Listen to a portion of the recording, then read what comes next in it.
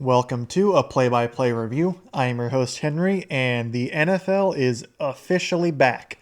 Week 1 is in the books. Wins have become losses. Losses have become wins. To paraphrase Scott Hansen there on Red Zone, and it was a really fun Week 1. A lot of teams had some good wins, some really heartbreaking losses as well. We'll get to Sunday Night Football here in a bit. But yeah, it was really fun. Always fun to get back into the swing of things with football. It's just such a fun time for a sports fan, especially a football fan. And this is going to be my recap of Week 1. I'm gonna see if I can go quick here. I'm gonna try and do my best to keep this shorter than significantly shorter than my previews. I'll try and my idea in my head, since this is unscripted, all these are unscripted. I'm gonna try and shoot for an hour roughly. For you, for those of you listening to this, you will probably be able to see. I think you should definitely be able to see how long these episodes are.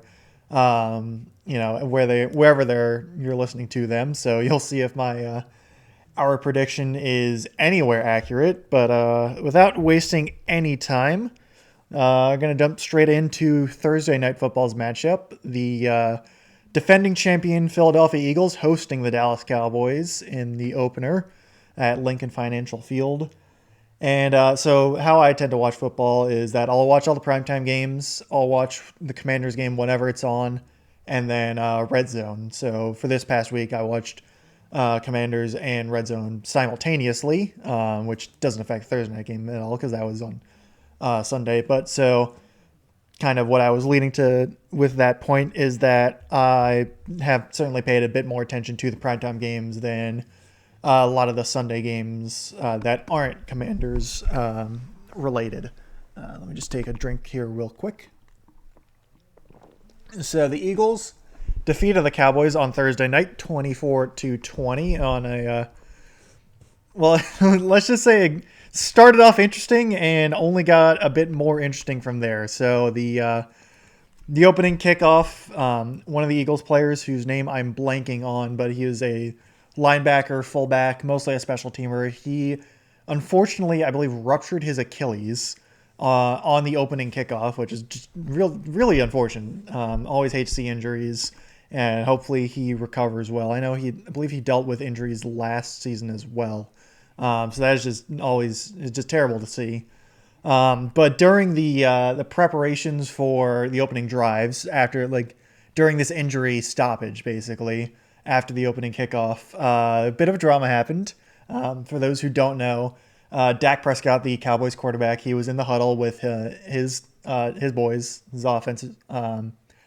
his fellow offensive players, and the Eagles defense was nearby in their huddle as well as they were discussing what's going on. Dak steps up between two of his offensive linemen and spits on the ground while he's kind of looking towards the direction of the Eagles huddle. And again, he spits on the ground. We have video evidence that shows this. After he does kind of give a little bit of a look to the Eagles and gives a little bit of a head, upwards nod, a little cheeky with it. And, it's a classic NFC East rivalry. So it's to be expected kind of, letting the tempers flare a little bit, and in a good way, I'd say, playful rivalry. So Dak spits on the ground. Meanwhile, Jalen Carter, the superstar Eagles defensive tackle, who has been coming out of college, he had some character concerns. I'll say that. I won't go into his stuff that happened off the field with him. If you want to look it up, go right ahead. But so Carter sees this. He walks over to the Cowboys huddle and proceeds to spit on Dak Prescott, not on the ground, onto Dak Prescott himself, directly in front of the view of a referee, which I don't feel like I should need to specify, but that was a terrible decision, incredibly stupid. Jalen Carter was immediately flagged for it wasn't unnecessary, just a personal foul, basically. And also ejected from the game before a single defensive snap was taken. So yeah, that was that was quite the start to the season. And so it certainly had a big effect on the Eagles' defense. They did not get a single sack in the entire game. Cowboys only got one, so both offensive lines played pretty darn well in this game. The Eagles' defense, and they weren't bad, I'd say. They weren't great by any means, but they weren't bad. Their secondary was definitely struggling a bit. They lost Darius Slay and C.J. Gardner Johnson to free agency. They might have actually cut Darius Slay. I don't remember exactly, but either way, the two of them are not on the team anymore. They signed Adoree Jackson over the offseason, who is former, I believe, I forget if he was Titans or Giants first round pick, but he was a Titans former first round pick. I believe he played for the Giants in his career at some point, but he's now on the Eagles, and he did not play well. He was really struggling in coverage. Quinyon Mitchell, who's their first round cornerback from last year, he was not having the best game either. He had multiple. Well, I know he had at least one pass interference penalty. I think he had multiple, but he was kind of struggling there against both CeeDee Lamb and George Pickens. Cowboys secondary wasn't faring all that much better. Actually, no, Cowboys secondary wasn't horrible. Kaiir Elam, former Bills first round corner, was not playing well. He had gave up a big reception to Jahan Dotson in the second quarter. But overall, the Cowboys secondary, I should amend my statement, they weren't playing terribly. The Eagles, Jalen Hurts and their offensive attack didn't really test downfield all that much. They really just let the run game and short passes do the work, which did work. I will say the Cowboys' run defense was really, really struggling, and which is ironic given that Jerry Jones in his presser said that a big reason that he traded away Micah Parsons to the Packers was to improve their run defense. So they got Kenny Clark, who is a defensive tackle, though ironically PFF had graded them, or it might have been ESPN, but either way, Kenny Clark's run stopping grade was actually worse than Micah Parsons last year, but either way, didn't help. Cowboys were really struggling to stop the run. Jalen Hurts and Saquon both over 60 yards rushing. Hurts especially just was really killing them in the run game. There's just a lot of the first half for Matt Eberflus, former Bears head coach, who's now the Cowboys defensive coordinator, just seemed like he was rushing forward, dropping back 7 into coverage every single play, and it just was not working in the slightest. Like, there's no one, like, they didn't have a single QB spy, didn't have anyone trying, like any extra rushers trying to just kind of contain Jalen Hurts, which is kind of the obvious thing to do when you're facing the Eagles, because Hurts he's a decent passer, but he beating you through the air is not like his or the Eagles' strong suit. It's running the ball with both Saquon and Jalen Hurts. And so it just didn't seem like the Cowboys were focusing on Hurts throughout the entire game, which is just mind-boggling to me. So the first half was very high flying. All but 3 of the points were scored in the first half. And honestly, the Cowboys were keeping it close. I was a little surprised to see how well the Cowboys were playing the Eagles that game. And then even coming out of the half, it's like I felt like the Cowboys had a good shot at winning it. Then we had a lightning delay for, I think it was a half an hour, and that just slowed everything to a crawl. After that, it basically just went punt, punt, punt, punt, pretty much, which kept the game close, but it was certainly less interesting to watch. That's for sure. The other big story from this game is CeeDee Lamb. He did go 7 catches, 110 yards, although pretty much all of that was prior to the lightning delay. But it was what everyone's talking about is that in the fourth quarter, when the Cowboys were down by 3, multiple drives, CeeDee Lamb had huge critical drops. He had, and it wasn't even like they were bad passes. They were actually really good passes from Dak. I will say I wasn't really sure how Dak was going to play coming into the season. He looked good. He looked very, very solid despite what the box score might say. CD had plenty of, he was looking really good in the first half, but had some horrible drops in the second half that basically just cost the Cowboys the game. Their defense was doing what they needed to do. in the second half, all things considered. Like, they were getting the Cowboys offense, they were getting Dak the ball, and Dak was putting the ball on CeeDee Lamb, who is the number one guy for Dallas. But CeeDee just dropped multiple passes, which he normally catches, which is a little surprising to see. So that was just really unfortunate for Dallas. They're also down by 4, not 3, I should specify. But yeah, it's strange. I know CeeDee is like, his hands are not what he's really known for. I think he has like some of the most drop passes since like 2022 or something like that. But still, it's like, for a guy as highly touted as CeeDee Lamb and as good as CeeDee Lamb, just watching him drop multiple passes was rough to watch, even as a fan of a rival. I mean, I kind of wanted the Eagles to lose anyway, just because they're the better team, and I didn't really want either team to win as a Washington fan, but I'd rather the Eagles than the Cowboys lose. But anyway, that's just me. Only other really major thing I can say is that the Cowboys, their rushing attack, which was a major issue last year, wasn't like the worst thing in the world. Javonte Williams had 15 carries for 54 yards, which 3.6 yards per carry is not great by any means, but it's passable. He did have 2 goal-to-go touchdowns. Miles Sanders cracked a big run, but then he had the fumble, which really just took the wind out of Dallas' sails, which was unfortunate. So in the end, it was probably closer than I think people were expecting. And it was certainly a winnable game for Dallas, but ultimately Philly played a much cleaner game. And that's what led them to the victory. So Philly moves on to 1-0. Dallas drops to 0-1. So that was the Thursday night game. Next comes Friday night. One of the very few Friday night games we'll have. This one out in Sao Paulo, Brazil, between the Chiefs and the Chargers. So those games have always been really, really fun.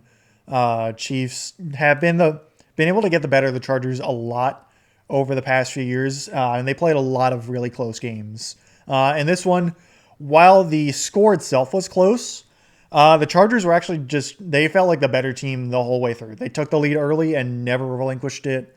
The Chiefs were just didn't look that good, to be honest.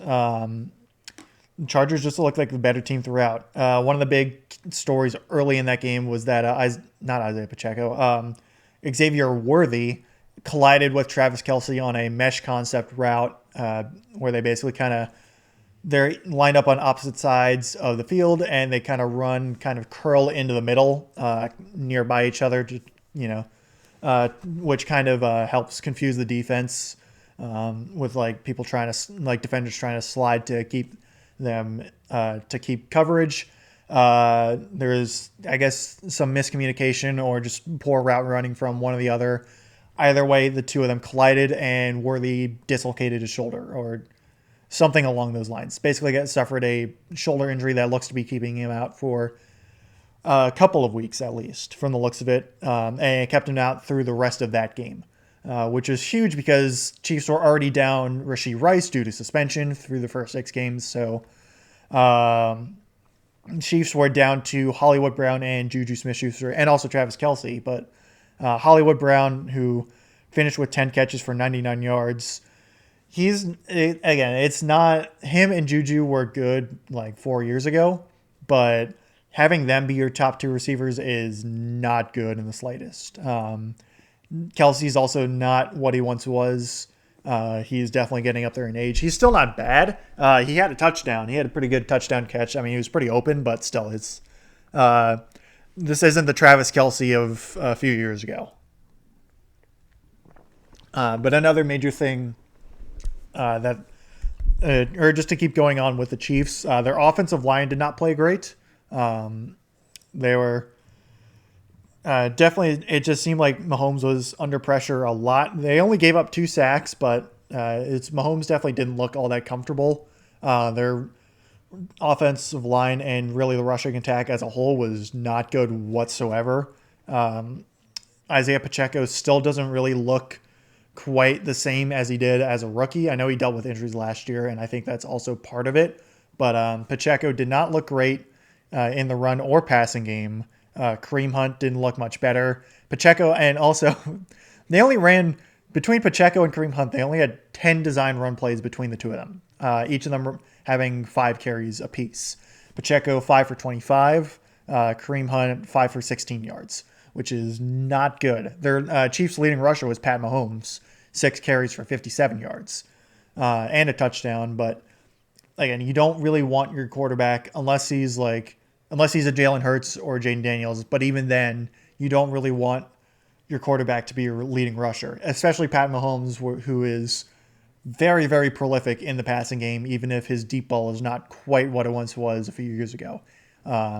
Mahomes, 24 for 39, 258 yards, took 2 sacks. So he's still certainly got zip to it. He made one really just incredible throw. It was a short yardage throw, but it was like he got tripped and was basically like completely sprawled out and still makes like a lob throw for a first down, which is just absolutely insane.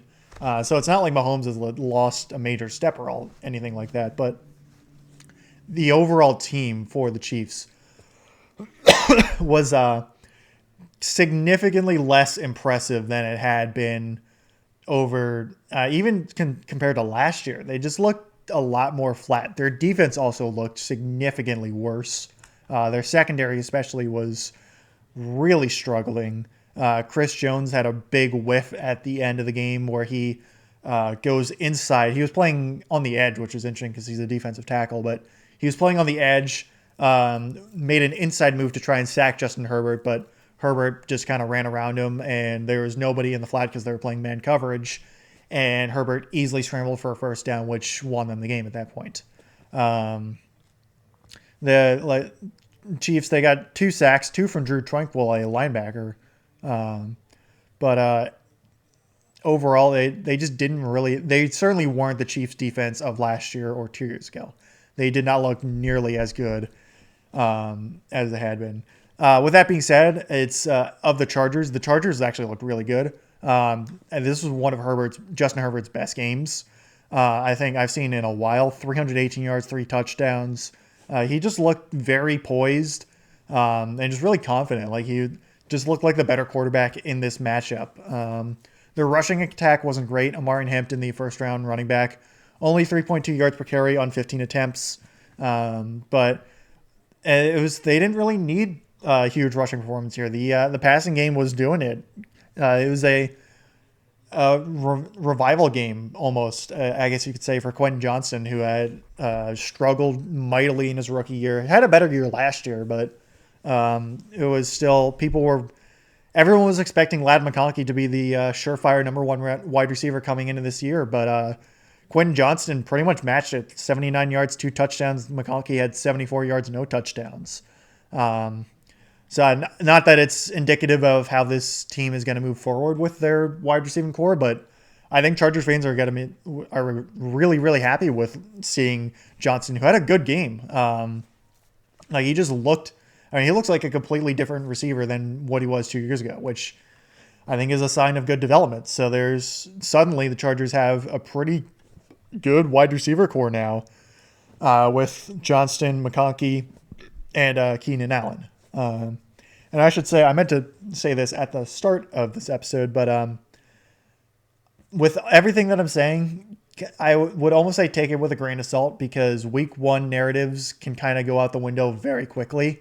I mean, we saw last year with the Saints, everyone was, crowning them Super Bowl champions, and Derek Carr was going to be MVP after they blew the doors off of Carolina, and we saw how that went with the Saints. I always think that week 1 is kind of, you almost throw it away in a sense because it feels like teams are still kind of adjusting to the season. Like they're not a team in week 1 is not the team. They're definitely not the same team that they are in week 16.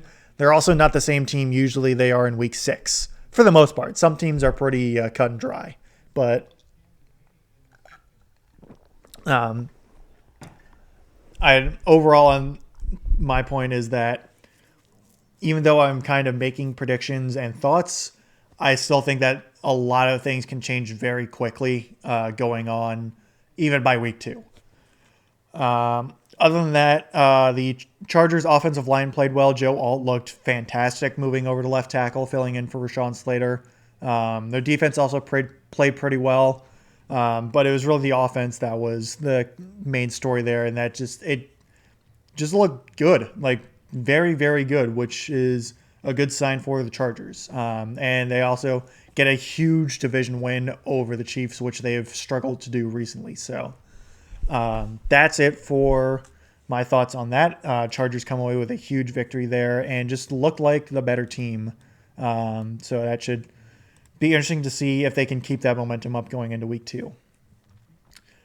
Next up, we're moving to Sunday, and I'm going to go with the Giants Commanders because this is another game I can talk a bit more in depth about. Again, I'll try and keep this a bit quick. I'm already up to 20 minutes here on my audio recording, so I'll try and go quick here, but this is one of the last ones where I can, really talk in depth a lot about like every single player, especially with the Commanders because I'm a Commanders fan. So this is one I was, paying a good bit of attention to for, seeing how it goes. So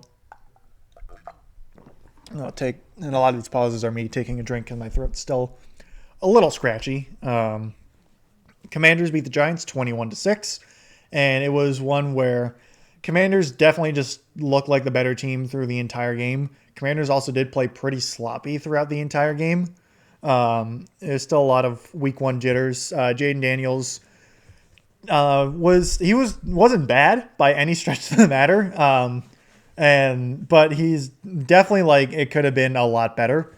He goes 19 for 30, 233 yards and a touchdown through the air. Also had 11 carries for 68 yards on the ground. So from stat wise, it's not bad at all. And it's just that there's definitely a lot left on the plate. And I think he'll be the first to tell you that there is definitely a lot more he could have done to make the game less close. Yeah, let's go with that. There, especially in the end of the first half, Commanders were driving down and had a good chance to at least get a field goal, if not more. But some poor clock management on Daniels and the coaching staff's part led to no points. Where they got down, they didn't have any timeouts by that point, and they got down to a first and goal, or I don't know if it was first and goal, but a goal to go situation. Daniels, instead of spiking the ball because it was a running clock at that point, tried to run a play, tried to like run a pass to the back of the end zone, but he got some pressure because it seemed like he audibled out of the spike, and then there was no receiver in the area, so it was intentional grounding, and 10-second runoff meant that the half ended, so there's no points to be gotten from that whatsoever, which is very frustrating to see, but ultimately didn't really matter in the end, which is good. Other than that, just to keep going with the offense, for the running game, we had Bill Krosky-Merritt. He really had coming out party. Had I think it was the highest grade rookie or running back, which a lot of the rookie running backs didn't really play great. So not too surprising there, but still for Bill, he's a 7th round rookie, so not a lot of expectations. He goes 10 carries, 82 yards, and 1 touchdown, though with an asterisk, not really an asterisk, but a caveat being he did have 1 rush of 42 yards. So it's just looking at stats, it's a little skewed. It's not like he was consistently churning out like 5 to 6 yard rushes every single time. He's still rushing really well. Don't get me wrong. And he had a really, really good game, but the single 42-yard rush, which again, it was really, really good. It was from the Commanders' own 5-yard line basically, and he goes from there to midfield in 1 play. That's like exactly what you want from a running back right there. It's not that he was Derrick Henry this Sunday, where he's just bulldozing people every single time he runs. But anyway, still very good. Austin Eckler had a really, really nice run on one of his rushes to pick up a first down, and it was after he false started. So that was nice. It basically just immediately gets back to 15 yards on a very hard rush. Commanders, overall the offense, it definitely needed a lot of work. Terry McLaurin only had 2 catches for 27 yards. Deebo Samuel had a really nice game, 7 catches, 77 yards, and also a rushing touchdown on an end-around run. That was just beautiful to watch. Chris Moore, who was a practice squad guy they elevated and really struggled in the preseason, had an absolutely absurd catch, his only catch for 34 yards. Like, beautiful sideline toe tap. Like, it was crazy. Especially for a guy who's a practice squad, like, just gets elevated occasionally. But yeah, it was overall offense was it was not bad. The O line played pretty well, but there's a lot of room to work with for the Washington offense. Their defense, on the other hand, played incredibly well. And this is with the asterisk of this being the New York Giants, who do not have a good offense. But I was really, really impressed with how the defense played, especially the defensive front. There was something that wasn't great last year for the Commanders, especially up the middle. And it was a point of emphasis of this offseason for both Dan Quinn, Joe Witt, and also Adam Peters, the general manager, to bolster the run defense, get better up front. Daron Payne had a pretty down year last year. They got rid of John Allen as well, and brought in, among others, Javon Kinlaw, who I, like many others, was skeptical about the price he got, because he got 3 years, $45 million for his contract. For someone who just overall had not really played amazing in his career, or even great in his career. So getting that much, or that big of a contract, was a little surprising. But this week alone, he's definitely proven me wrong. He had a really good game. And really the defensive line as a whole was playing very, very well. And again, this is against the Giants, who might have the worst offensive line in the league. And there was no Andrew Thomas in this game, who's their superstar left tackle. He was out with an injury. The rest of their offensive line was really, really struggling this entire game. Russell Wilson just had no time to throw whatsoever. Their running game could not get going at all. But yeah, Kinlaw, Dorrance Armstrong, Eddie Goldman, who's another 1 year prove a deal kind of signing, almost a depth piece, but he's another huge guy on the defensive line. Him and Dietrich Wise, they had and also Daron Payne. Daron Payne had an awesome game as well. They were just going to town on the New York offensive line. And it really just seemed to make the rest of the defense, or just made the day a lot easier for the rest of the defense, especially in the secondary. The secondary was really clamping down on Malik Neighbors and Darius Slayton. Darius Slayton? Yeah. Slayton had, I think, 1 target and no catches. He had no catches on 1 target. Yes, that is to restate it as I read through the box score. Neighbors had 5 catches on 5 catches, 71 yards on 12 targets. So 12 targets, only 5 catches. Partly Russell Wilson not having a game, partly the Washington defense just playing very, very solid. Overall a good, pretty complete performance from the Commanders.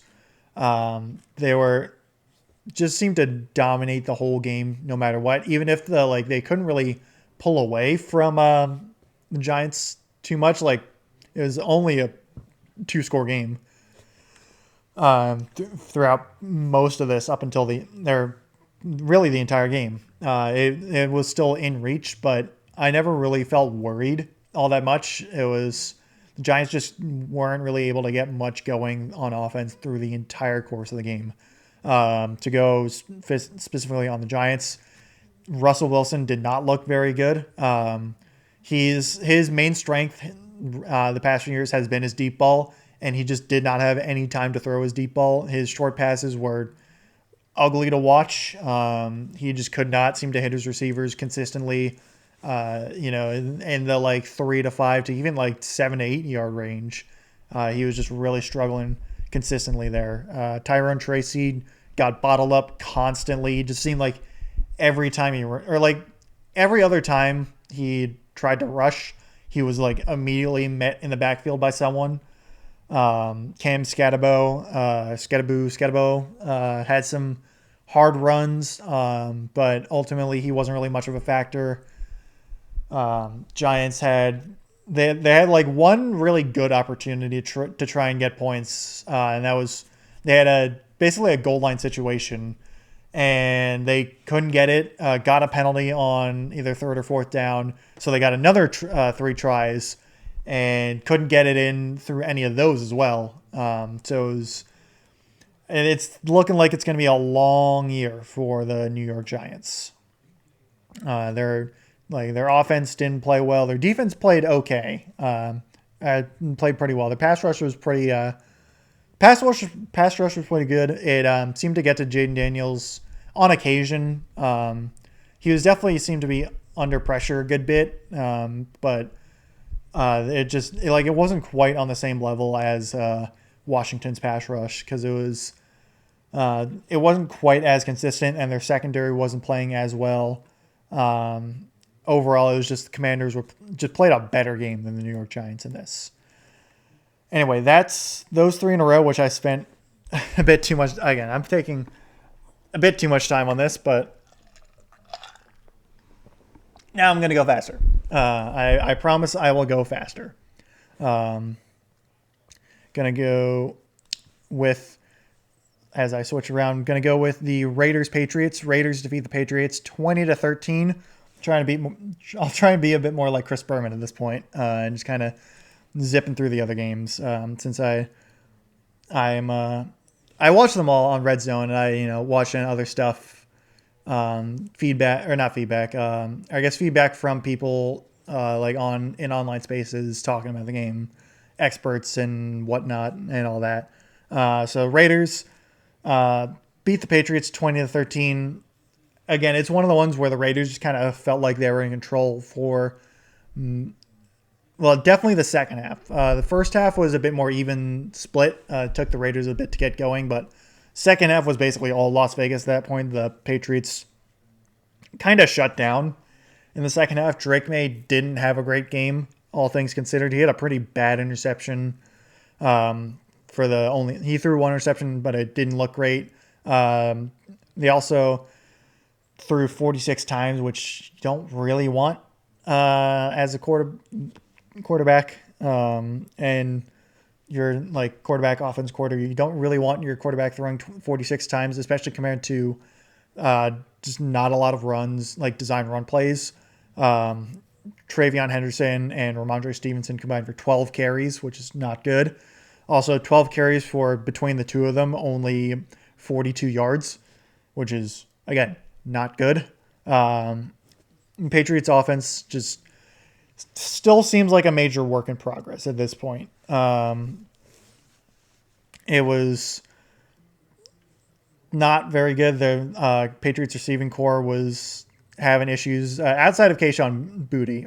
I don't really know how to pronounce his last name, but he had a good game. Not many other guys on the Patriots did. Hunter Henry had a couple nice catches, but other than that, not great, to be honest. Their defense wasn't bad, but it was doing the run defense is actually pretty good. Ashton Jeanty didn't have the best debut in terms of explosiveness. He did have a touchdown, and he does seem like a guy who's going to be really hard to tackle. But overall, Jeanty 19 carries for 38 yards, but I think it was a stat where he had 44 yards after contact, so it was a lot of getting met in the backfield, and trying to fight off tackles. But that's I think one thing that Patriots can say it's a positive is that their run defense was decent, but there's just not a lot of fight to these Patriots in this one, which is a little surprising given that it is a now Mike Vrabel coached team. The Raiders on the other end, by the second half, they started to look pretty good. Geno Smith had 362 yards, did have an interception, but also a touchdown. Interception, again, didn't look very good when he threw it, but overall was definitely the better quarterback. Bowers dealt with a bit of an injury, so hope he's all right. I don't think it's anything serious, but Brock Bowers was dealing with some kind of an injury. I think he actually did come back later on in the game. He did have 103 yards. So again, Bowers is just kind of ridiculous at this point. He's really, really good. But overall, yeah, it's one of the ones where Raiders just kind of played better football through the entirety of the game. The Patriots had definitely showed flashes, but not quite, I think, what a lot of people were expecting to see. The offense was not nearly as good as people were hoping. How much of that is on Drake May or how much of it is on Josh McDaniels? I'm not quite sure yet, but time will tell. And ultimately, I think it's kind of I kind of expected it out of the Patriots. I didn't think they were going to be great to start this season, but I think they're going to improve as the season goes on. As for the Raiders, good win for them, and they're definitely showing that they have a lot of fight left in them. I think they're going to be a very interesting team to watch going forward. So next up, I think I'm going to go Cardinals and Saints. This is a game where, not too many people paid attention to it because neither team are expected to do too much. Wasn't really that interesting of a game. Either the Saints have not the best uniforms that they debuted. I think they're alternate uniforms basically that look more like Georgia Tech uniforms, basically, or Army West Point uniforms. That's to say, they didn't look great for Saints. They have that kind of gold color, but I don't know, it didn't look great for the gold shirts. But as for the team itself, they lost, and that was kind of to be expected, but they didn't play horribly. Rattler, he wasn't great, but he didn't throw a pick. So I guess there's a silver lining. Alvin Kamara is still pretty good.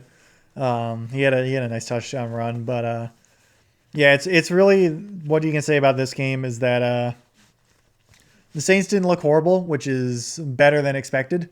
I still don't think they're going to be good, but I think it's nice to show that they're not just kind of laying down to die and not just trying to blatantly tank like some teams seem to do. Not that I think any team is deliberately trying to tank, unless you're Stephen Ross with the Dolphins paying Brian Flores to try and throw games.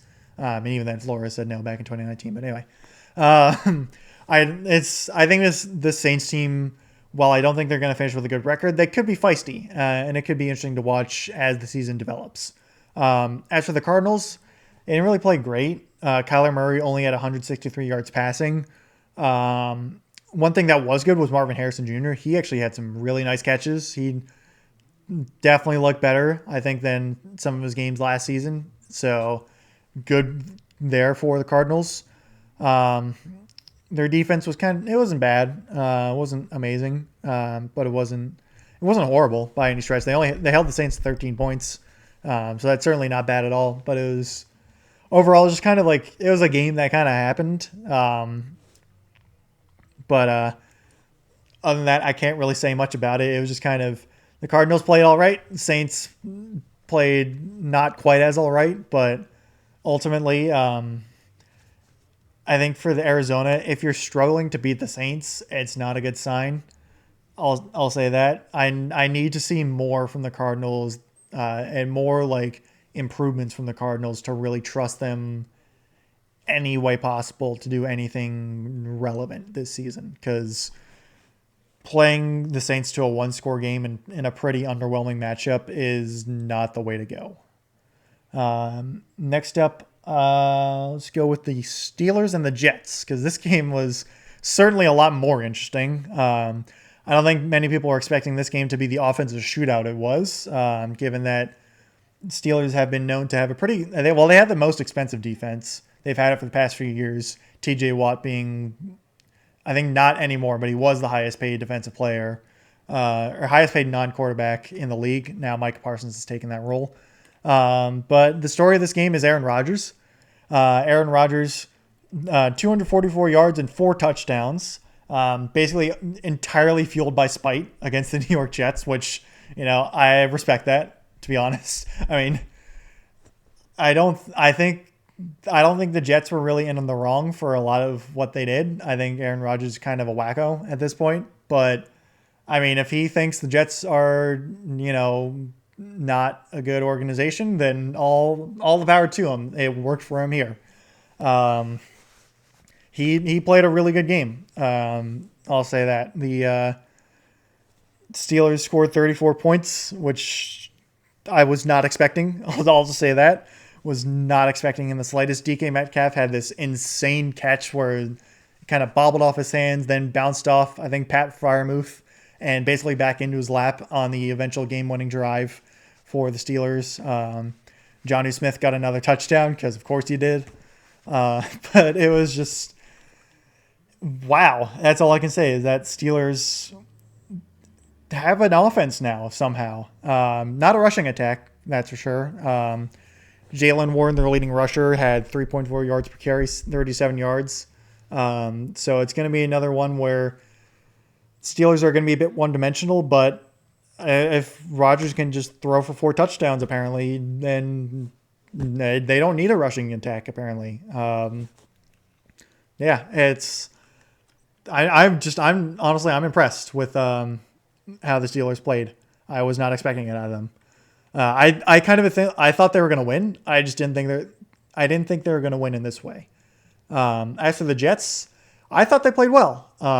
They played the Steelers close, and they ultimately lost on a turnover, basically. And like it was a game where it could have gone either way. Ultimately, the Jets fell a little short. They just didn't play quite as clean as the Steelers. But Fields actually looked pretty good. I mean, he only had 218 passing yards on 22 attempts, or 16 completions on 22 attempts. So it's not like he was lighting things up, but he was doing well. He also ran for 48 yards, but yeah, he had some good passes to Garrett Wilson, and ultimately he looks like he can control this offense well. Breece Hall also had a really good game. He looked like the Breece Hall, the rookie Breece Hall that people were really, really high on. So that's a really good sign for the Patriots not the Patriots. Why did I say the Patriots? The Jets. Oh boy, that was a good slip right there. No, Breece Hall looked really good for the Jets. His Fields looked not bad. Garrett Wilson looked pretty good.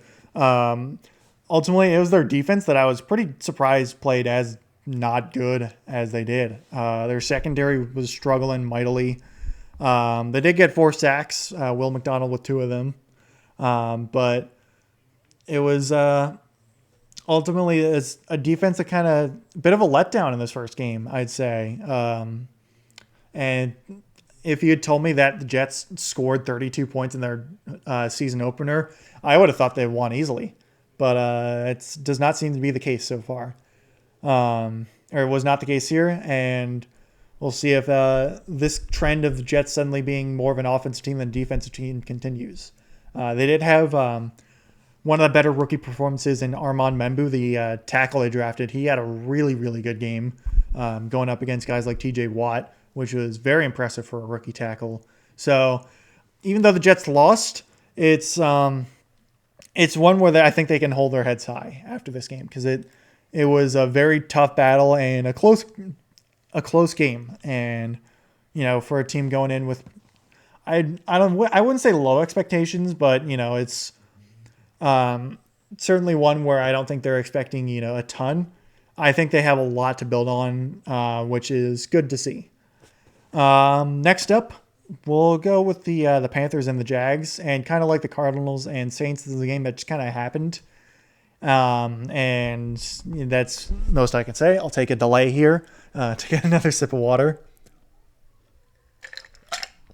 And that's just kind of me liking to reference things because there's a weather delay in this game as well that took I think an hour. But and that was in the second quarter. This one, the Jags were pretty much in control the entire game. The Panthers scored 3 points in the first quarter, then didn't score anything till a late touchdown in the fourth quarter. The Panthers did not look good, which is very concerning to see. Bryce Young did not have a good game, threw 2 really bad interceptions. Just did not seem to be Well, he seemed like old Bryce Young, pre-benching Bryce Young, rookie Bryce Young, which is not what Panthers fans want to see in the slightest. Their rushing attack wasn't amazing by any stretch of the matter. Chuba Hubbard had 16 carries for 57 yards, so it's I think you're expecting more there. Xavier Legette had a really bad game on like every single level. He had well, it wasn't a catch. He caught the ball, but he didn't really seem to know where the out of bounds line was because it was on the sideline and just didn't really make a good effort to try and toe tap.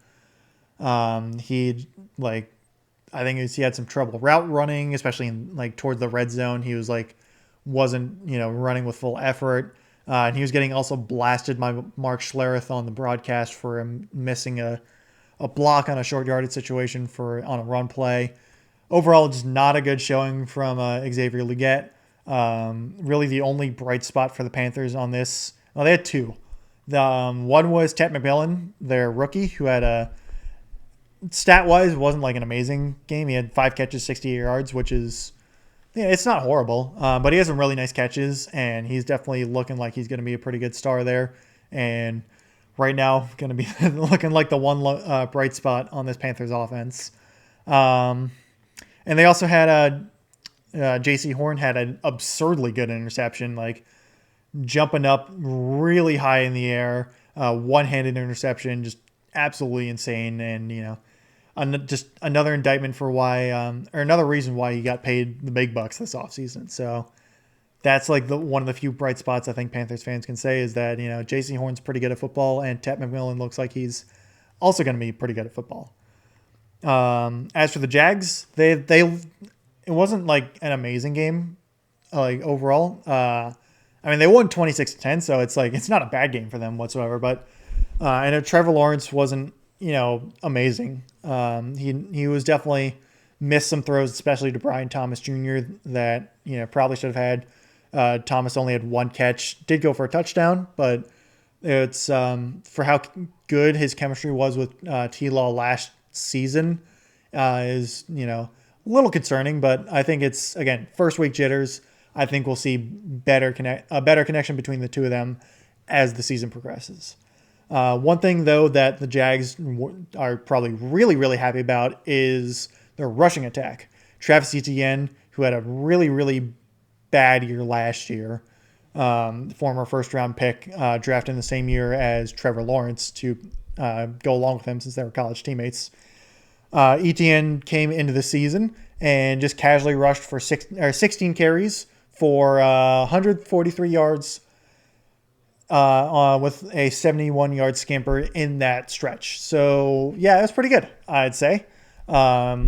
Basically just made Tank Bigsby obsolete in this, and Jags have since traded Tank Bigsby to the Eagles. So, more Etienne, less Bigsby, and probably more Bashal Tootin as well, which is absolutely fantastic name. But yeah, that's honestly that's mostly what I can say for the most part for the Jags is that the defense played pretty well. Offense had some issues, but the run game was really good. But again, against the Panthers defense, which is not good, has not historically been good against the run, and continues to not be against the run. But overall, a good season opener for the Jags, which they do tend to. Well, I wouldn't say they tend to struggle with, but it's a good sign for the Jags where their offense is more dynamic than it was over the past couple of years. And for the Panthers, hopefully it gets better from here. Next up, we'll go with the Bengals and the Browns. This is one where,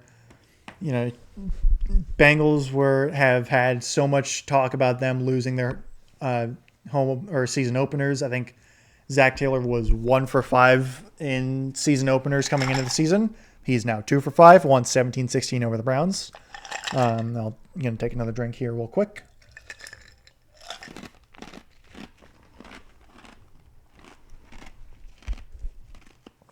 But overall for this game, it wasn't a great game for the Bengals at all. Their O-line really struggled. Burrow only completed or only threw for 113 yards. Jamar Chase only had 26 yards. T. Higgins only had 33. So the Browns defense was doing a really good job to contain Joe Burrow, but and it was a really winnable game for the Browns as well. Ultimately, it was their kicker that cost them. He missed both an extra point and the game-winning field goal, which is not good in the slightest. Flacco didn't look bad. He had a couple of interceptions, but both of them were like ones where the receiver definitely should have caught the ball and they didn't, and it kind of bounced into the hands of a Bengals defender.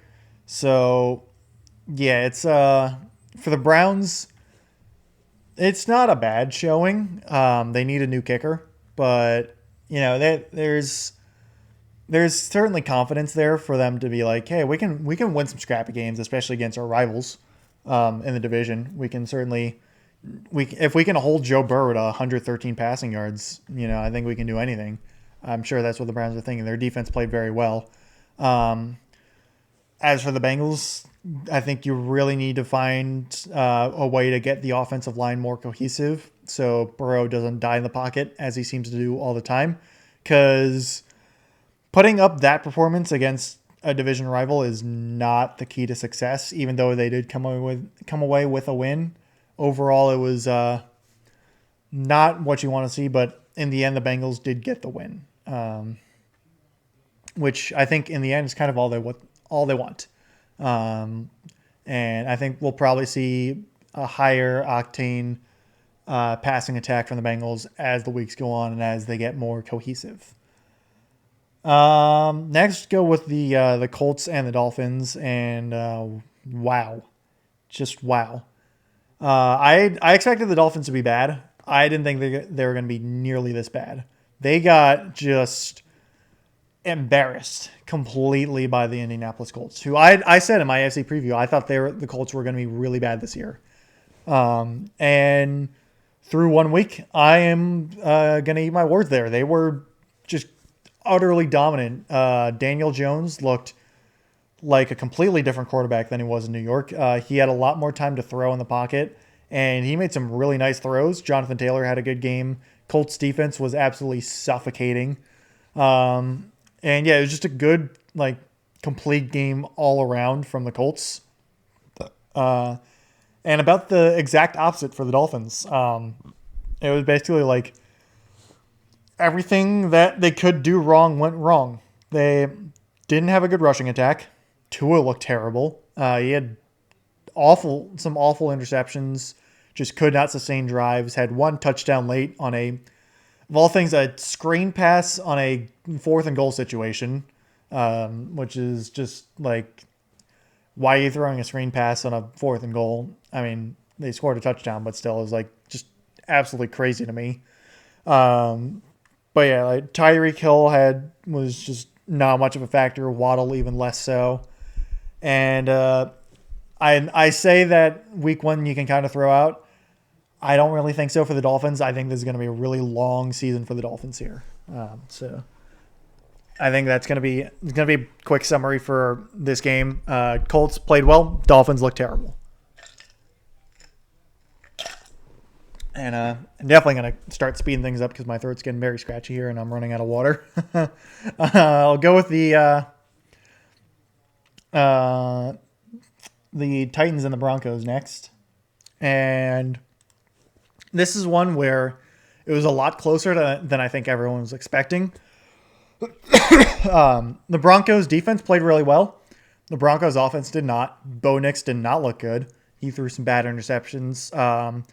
The Broncos rushing attack looked pretty bad for the most part, outside of a big rush from RJ Harvey that kind of saved them there. J.K. Dobbins, he wasn't bad, but overall, the Broncos offense needs a lot of work here. And I think it's one where a lot of people were really high on the Broncos coming in. I'd say pump the brakes a little bit.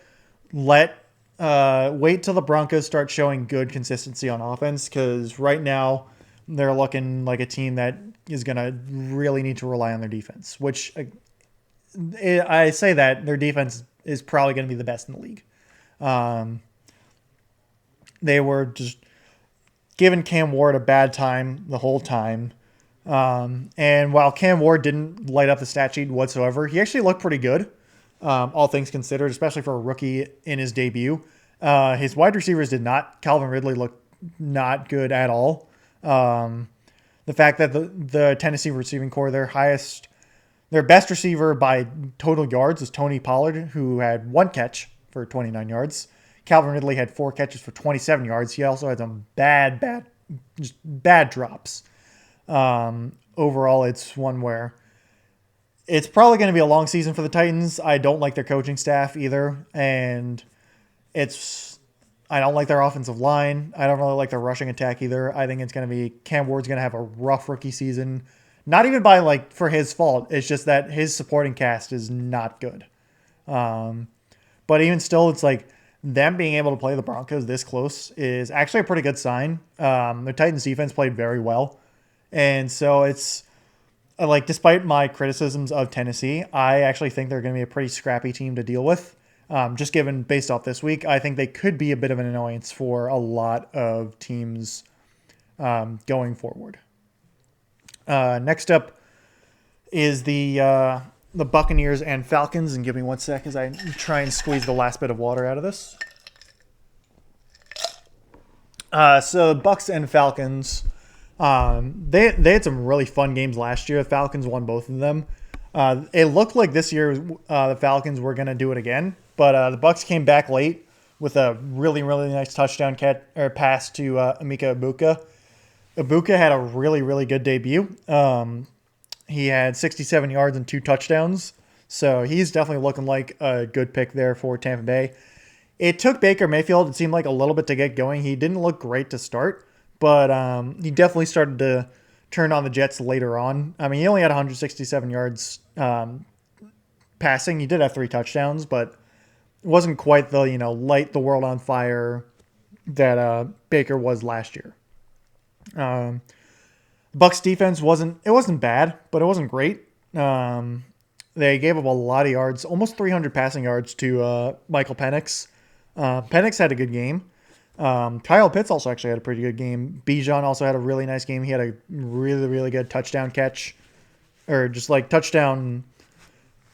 It was a touchdown catch. And just Bijan's really good. And the Falcons' offense actually looks pretty solid. Their defense doesn't look too bad either. It's just one of those where it's a division rival game where, it could go either way. In this case, it went in the way of the Buccaneers. But I don't think the Falcons should be too disappointed. I mean, it sucks losing a game to a division rival, but Penix looks good. He's definitely shown some good development, and I think they're going to be a problem going forward as, Penix gets better and better in this offense. Falcons they might need a new kicker, though. Same with the Bucs. Both of them had kicker issues. Young Waiku missed, I think it was inside 50 yards. I think it was like 47 or something like that to tie the game. And Koo struggled a bit last year, and it's looking like struggles might continue this year, which is unfortunate for Atlanta. So moving on to the late afternoon window.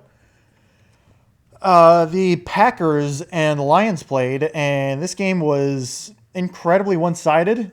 And I was not expecting that. The Lions did not look good in the slightest. The Packers looked very good. Jordan Love looked very, very comfortable in the pocket and threw some really good passes to really just the entire wide receiver core. I think a lot of people were expecting Matthew Golden to make an immediate impact, and he didn't really, which is a little surprising. But it was a kind of spread the love almost for the Packers on the offensive side of the ball. Like they were just beating the Detroit defense just constantly. Like it seemed like whenever the Packers had the ball, they just could move it with little difficulty. Detroit's defense is clearly clearly still struggling. Terrion Arnold left with an injury during the game. Aiden Hutchinson does not look like he's back to full strength. He was pretty much a non-factor on the stat sheet during this game. The Lions couldn't get a single sack on Jordan Love, and it was really just complete dominance the whole way through. The Lions' offense also really struggled. Their offensive line, especially, they're really miss Frank Ragnow. Struggled a ton. Micah Parsons also doesn't help going up against him. He had a good debut for Green Bay. The Detroit rushing game just was struggling mightily in this, and ultimately it was one where the Packers just completely dominated this game start to finish, which was very surprising. And I think this Thursday night game, Packers Commanders, I think is going to be really good. And I realize I've now hit the hour mark. So again, gonna try and go quick here. Got through most of the games. 49ers Seahawks. Niners won, but it was ugly win. Seahawks offense looked very not good, very mediocre, very underwhelming. Darnold didn't play great. The rushing attack wasn't amazing by any stretch of the means. JSN had a good game. He was Darnold's favorite target, but ultimately it's one where this offense looks very uninspiring, and they need to switch something up and be a bit more aggressive to really try and to make any sort of noise going on, because putting up that kind of performance against a pretty beleaguered and underwhelming San Francisco squad was tough to see I bet for Seahawks fans. Their defense did play well, though. The Niners' offense wasn't great. Purdy had a pretty mediocre at best game. Had some pretty poor interceptions. Ricky Pearsall did have a good game, though, for the Niners. He was probably their biggest bright spot. I'd say he had a very good game, 108 yards on 4 catches. McCaffrey was back. He looked pretty solid. Not quite, I'd say, what he was 2 years ago, but he was pretty solid. George Kittle is on injured reserve now for like 4 to 6 weeks with a hamstring injury. Purdy's also dealing with an injury. So the Niners are already starting to deal with that once more. So, again, I don't really know. They won, but I don't know how much you can trust them. Their defense was pretty good. Nick Bosa had a very good game. But ultimately, I don't really know how much I can trust this 49ers team or the Seahawks team. The Niners also, they have since cut Jake Moody after another poor performance. Looks like they're signing former Panthers and I believe former Bears kicker Eddie Pinheiro as their new kicker, which I don't think, doesn't seem like Eddie Pinheiro has been a great kicker in his time, but probably going to be better than Jake Moody because Moody has been terrible over the past year plus. The final late window game was the Texans and the Rams, and honestly, it was a pretty uninteresting game to watch. Both teams had very poor offensive line performances.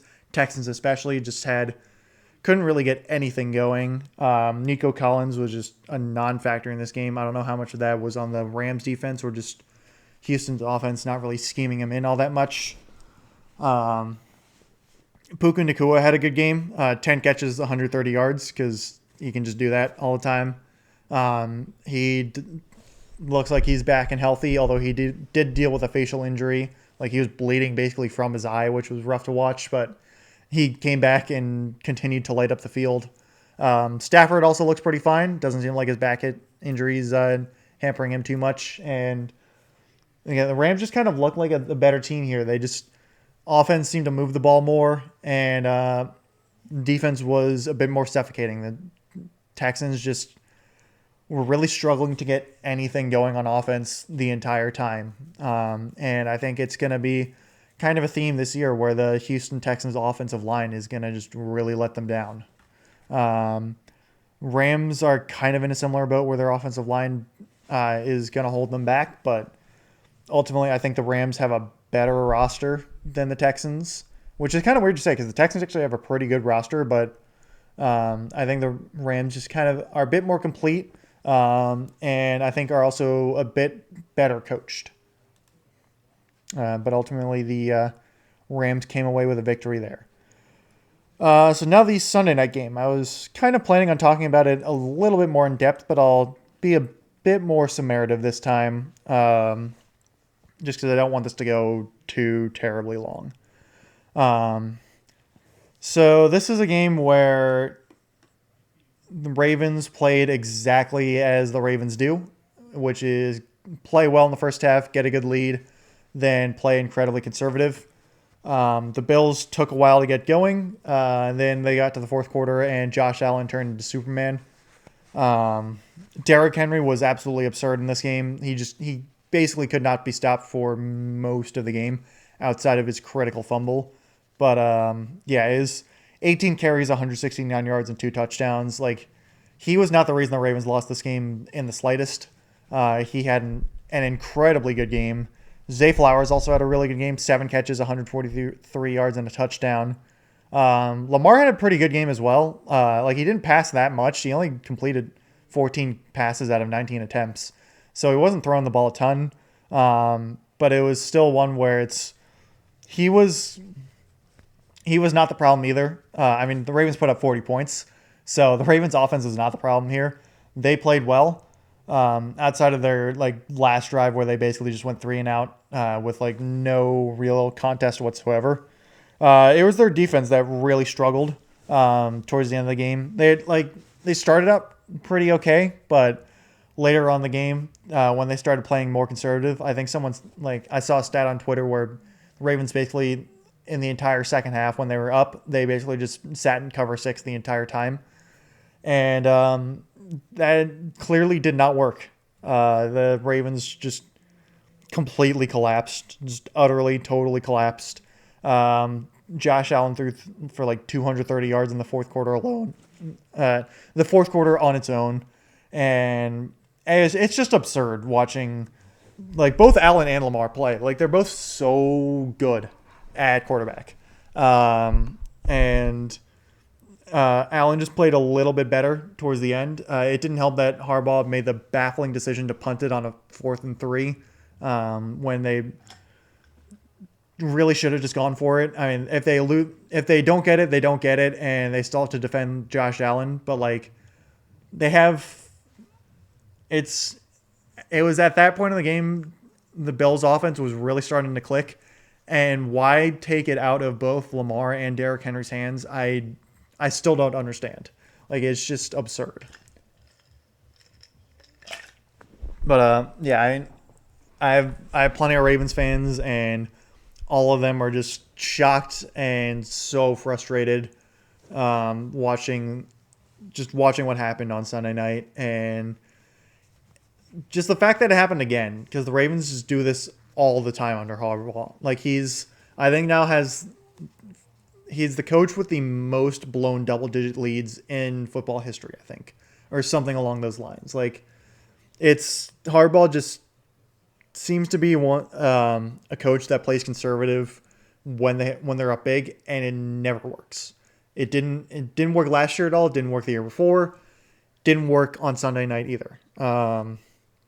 And ultimately, the Bills played really tenaciously and got away with a victory. Keon Coleman had a really good game. Josh Allen he's insane. The Bills' rushing attack wasn't great, nor was their defense, but ultimately they just played a little bit better. They were the team that had the ball last, and they were the team that won. It's a really fun game to watch. It's probably another playoff preview, and just watching Allen and Lamar play, especially against each other, it's a work of football art.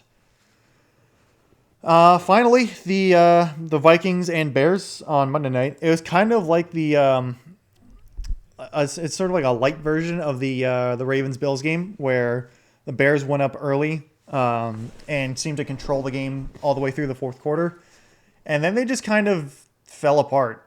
I don't even really know how. They just kind of collapsed. Their offense just stopped working. Caleb Williams didn't look great throughout the entire game. He had some really bad missed passes. But the offense just completely fell apart. I don't even know how. I saw a stat where it was during the game. It was and it was like late in the game. The Vikings had 100, I think 34 yards of offense in the fourth quarter, and the Bears had -1, which is just I don't get how they just completely and utterly shut down. It's still so surprising considering how like it wasn't like they were lighting the world on fire in the previous three quarters, but like they were good. They were getting the job done, and so was the defense. And it just nothing happened in the fourth quarter for the Bears. Like they just laid down and let Minnesota walk all over them. JJ McCarthy, he didn't have a great game, but he played really well in the fourth quarter. Definitely settled in by then. Jordan Mason actually has apparently usurped the RB1 position compared to Aaron Jones, which is a little surprising. But he had a good game. The Bears' rushing attack was not good. DeAndre Swift, again, I didn't think he was a prime RB1 last year. I don't think he's the good running back one this year. He's a good pass catching running back, but outside of that, this Bears offense kind of looks one dimensional. And for a Ben Johnson offense that seems to love the run and love its variety, it's having it kind of be one dimensional is it's not good, basically. That's all I can say. As for the Vikings, I mean, it was an ugly win, but it was a good comeback win, and ultimately, it's one where I think McCarthy's going to build on it, and I think we'll see a better version of the Vikings as we go on. But right now, it's one where I think they're just happy with the win and with the fact that McCarthy showed development and poise under pressure as the game went on when compared to the Bears, who just did not at all. It was very, very shocking. So I apologize for kind of the briefness of some of my later ones, but it's, again, I took a bit too long to start. I'm still kind of figuring this out. This is only my 5th episode. And I'm trying to figure out trying to be a bit more concise in my ramblings. Again, this is unscripted, so I don't really have an easy way. I mean, I did actually write some notes down this time for the games, so I was using a bit of reference, so it wasn't, completely unscripted, but it was, it's one where I'm still trying to work on keeping things a bit more, concise for those of you listening at home, so it doesn't have to, be 2-3 hours. But anyway, those are my thoughts on week 1. This is most likely going to be a weekly series. I'll try and, make it a bit better as the weeks go on, as I get more comfortable. Otherwise, I think my other immediate plans, outside of week 2, I'm going to try and get another episode. I'm going to try and do 2 episodes per week. I'll try and do one, the weekly recap for the NFL, and then another episode later on in the week that is unrelated to football. So my next plan, which will probably go out Thursday or Friday, will be on some wacky warships. I think that's going to be my title for it, where I'm going to talk about some World War II era warships that have some interesting designs to them. And it's going to be a little bit of a mini series that I'll start coming up. I might also, depending on how I'm feeling and depending on when I get home from work, I might do a play-by-play commentary of the Thursday night game between the Commanders and the Packers. But that's up in the air at the moment, but that is potential. So you could see that on Thursday. But otherwise expect the episode 1 of Wacky Warships, and definitely expect week 2 NFL recap next Tuesday. That's all from me. I thank you for listening, and I hope you'll tune in next time when most likely I will go over some Wacky Warships.